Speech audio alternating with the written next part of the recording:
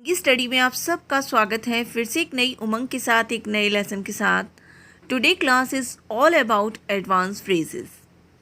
These phrases can be helpful in your daily conversation. These are some phrases you are going to learn in this class. So without waste our time, let's get started. Before that, if you are new on this channel, then don't forget to like, share and subscribe my channel.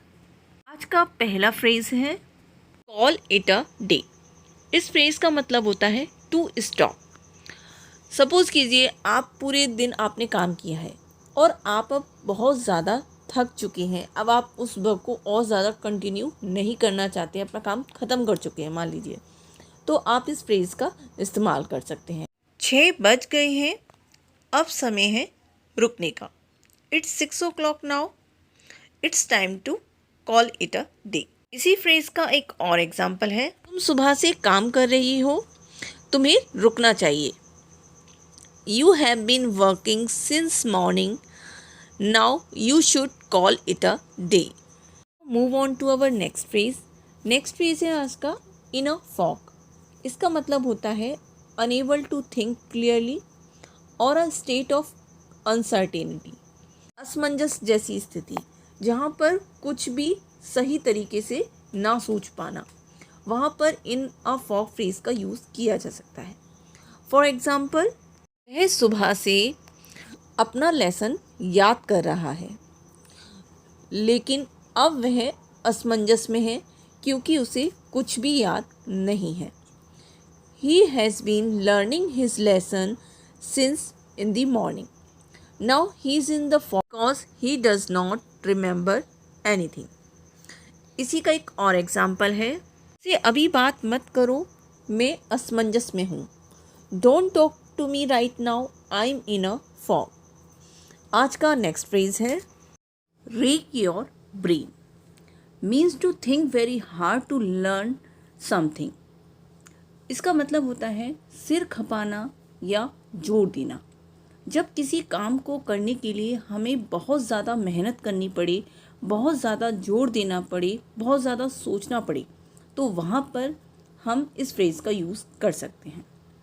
जैसे कि example है, तुम इस पाठ को याद करने में इतना सिर क्यों खपा रहे हो?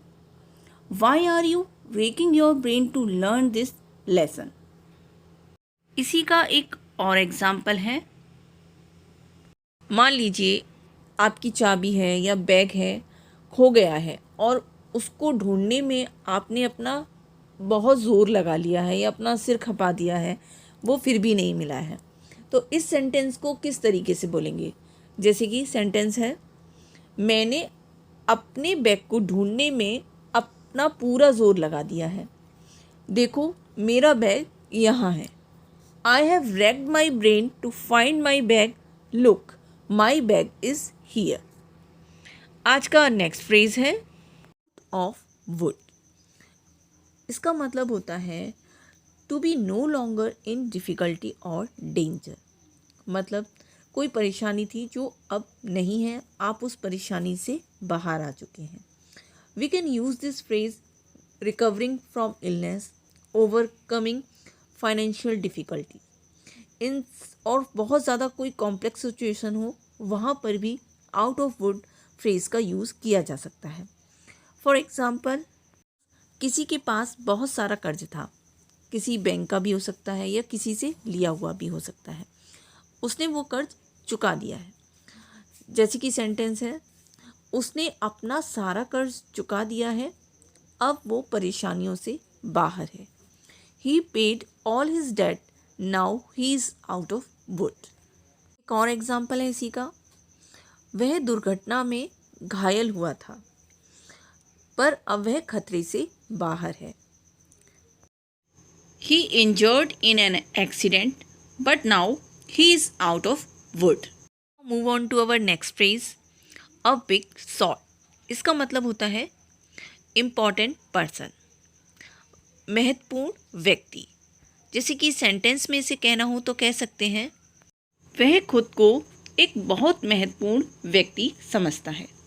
He thinks himself a big shot. इसी का एक और एग्जाम्पल है, हमारे देश का राष्ट्रपति हमारे देश के महत्वपूर्ण व्यक्ति होते हैं।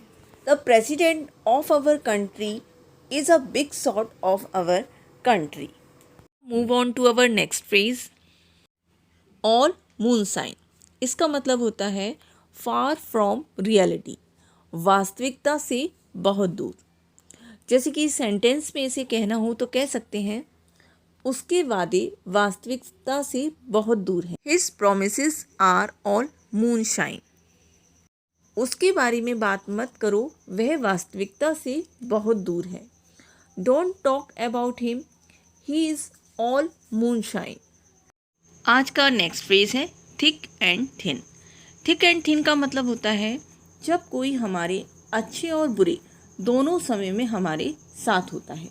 जैसे कि इसका एग्जाम्पल है, वह अच्छे और बुरे दोनों समय में मेरे साथ खड़ा रहा। ही always stood by me in thick and thin. इसी का एक और एग्जाम्पल है, हर सुख दुख में तुम्हारे साथ हूँ। I am always with you in thick and thin. आज का नेक्स्ट फ्रेज है अप टू द मार्क। इसका मतलब होता है गुड इनफ, परफेक्ट, संतोषप्रद। जैसे कि सेंटेंस में इसे यूज़ करना हो तो कह सकते हैं इस प्रोडक्ट की गुणवत्ता बहुत संतोषप्रद है। The quality of this product is up to the mark. इसी का एक और एग्जाम्पल है, उसकी दशा संतोषप्रद नहीं है। His condition is not up to the mark.